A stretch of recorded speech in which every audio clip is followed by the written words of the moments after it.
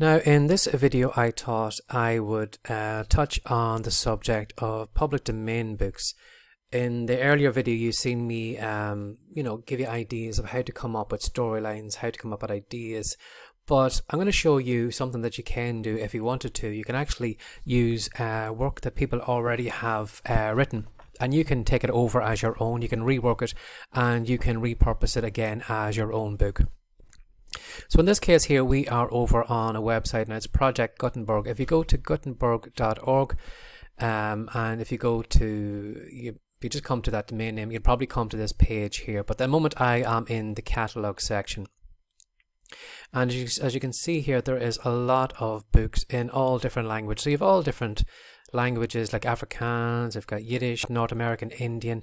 And what happens is, over a period of time, books maybe that haven't been copyrighted, or maybe that have been copyrighted, fall out of copyright after so many years, and they actually go into public domain.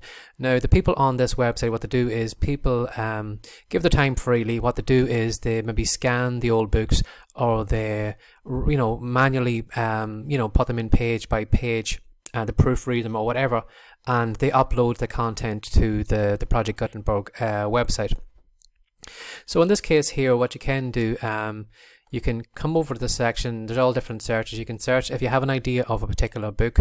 So just to show you the type of books that are available, I'm just going to into the top 100. So you're going to find a lot of books, maybe ones like Peter Pan, maybe the Wonderful Wizard of Oz, a lot of books maybe that you might have read when you were younger, and these have fallen out of copyright, and they are freely here for you to use.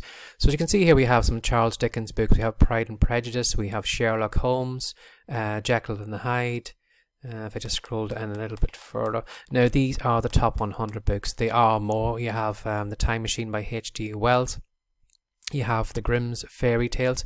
So what you could do is you could actually use one of the books as is. You could use the text and not change it at all, but you could maybe insert your illustrations that you could create for this book.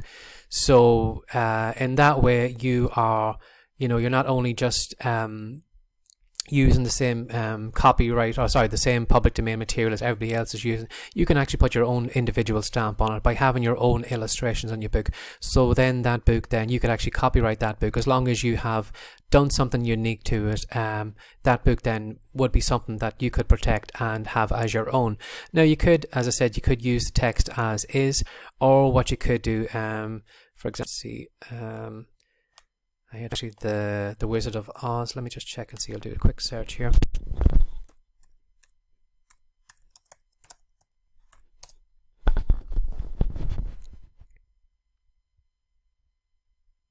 Now the list of books on this website is constantly growing. There's always new ones being added to it. So I would recommend coming back every couple of days and having a look. New books are added all the time.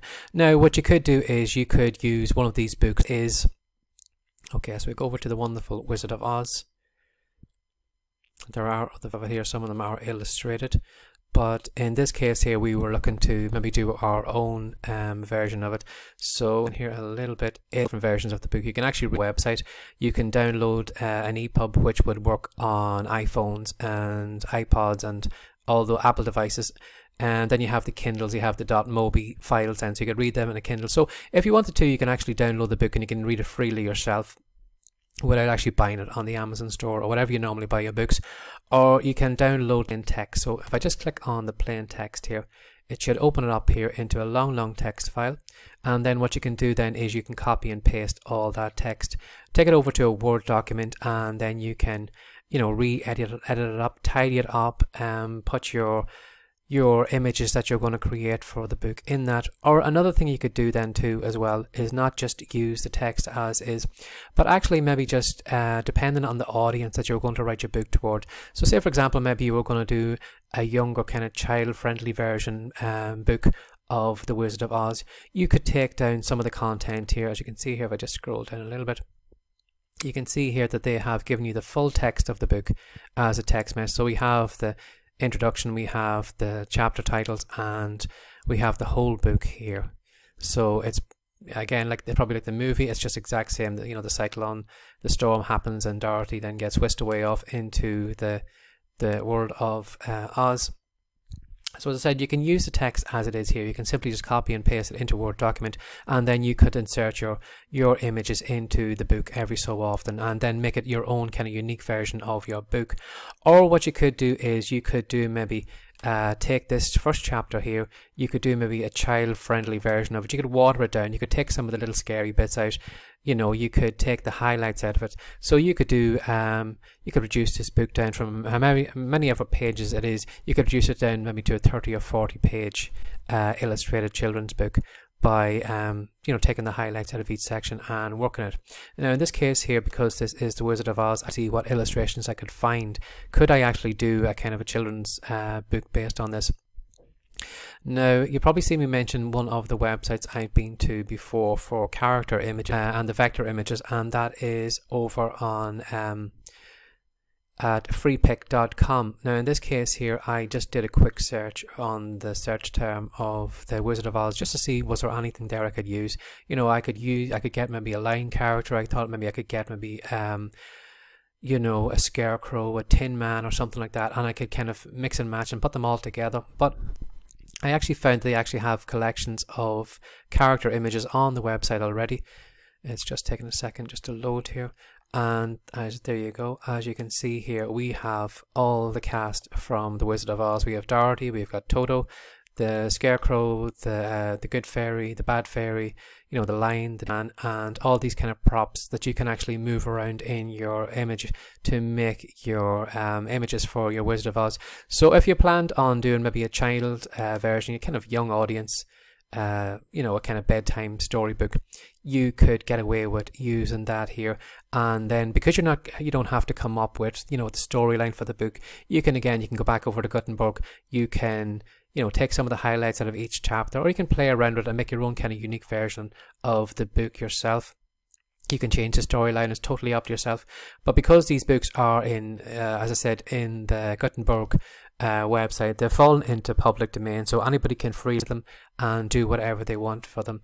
Now, if you do want to do something like that, if you are going to use public domain content on the Kindle store, you can use it, but when you upload the document into it, you're going to have to do a small tick box and just mark and make them aware of that you are using public domain content rather than something being unique, just in case it does get you into any trouble later on. It's just making them aware that you are using a public domain document, that it isn't actually your own.